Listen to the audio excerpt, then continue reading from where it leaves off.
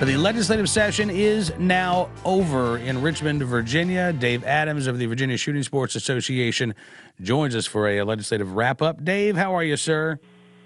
I'm doing great, Cam. How are you? I am good. I appreciate you coming on the program. And it certainly was a busy legislative session here in Virginia, but I don't think gun control advocates are too happy with how it went.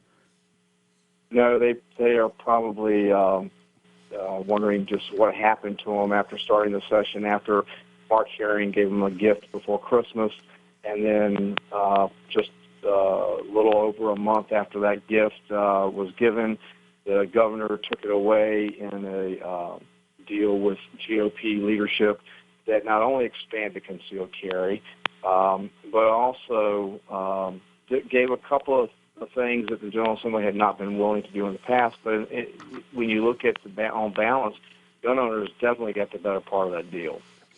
The Roanoke newspapers, Alan Suderman, actually this was in the AP analysis, said McAuliffe has faced withering rebukes from his former allies. New York Mayor Michael Bloomberg's gun control group, Everytown for Gun Safety, ran ads in Virginia attacking him for the deal, saying it gives too much to gun rights advocates. And Dave, I'll be honest with you, I got to tell you, I haven't seen really any impact from those ads. I have not heard a lot of people complaining. I haven't heard anybody complaining, frankly, about the fact that Attorney General Herring's move was rescinded. No, probably other than maybe Attorney General Herring, and he has kept that displeasure pretty much muted. I would not have wanted to be in the Attorney General's building because I'm sure they probably could have heard him screaming from the top floor all the way down to the bottom floor. I am sure you're right. But, look, Michael Bloomberg, I have no doubt he's going to continue to spend a lot of money in Virginia. It's a competitive state politically. So he's not going to ignore Virginia. But it should really be noted that I think more and more Virginians are ignoring Michael Bloomberg, Dave. I think so, and I have to give it to the governor.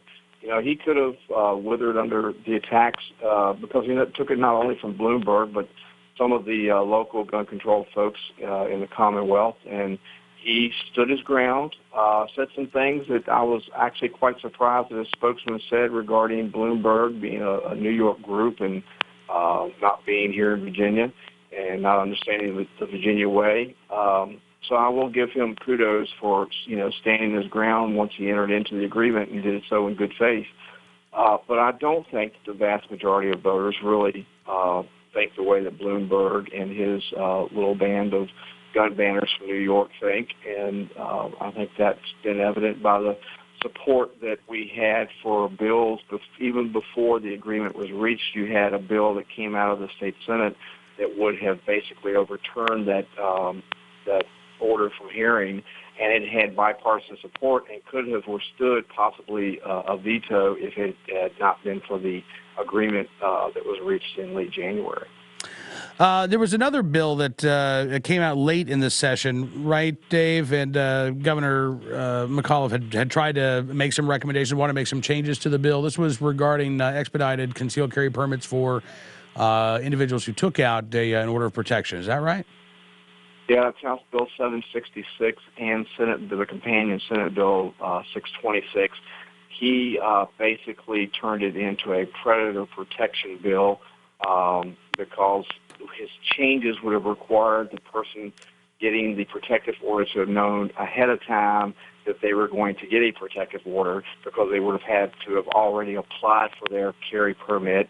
They would have had to have already taken the required training that is required under the law in Virginia, but they would not have been able to utilize the online training that everyone else can currently utilize to meet the training requirement. Both the House and the Senate rejected the governor's substitute. The House passed it in its enrolled form, which means it's kind of like overriding a veto. With a two-thirds vote, you can pass the bill in its enrolled form and it would become law. However, when it got over to the Senate, it did not get the two-thirds majority. Both the House and the Senate originally passed the bills with veto-proof majorities, but it does go to show that he does still have enough credibility inside his own party, because it was on a party line vote that the Senate failed to pass the bill in its enrolled form that would have made it law.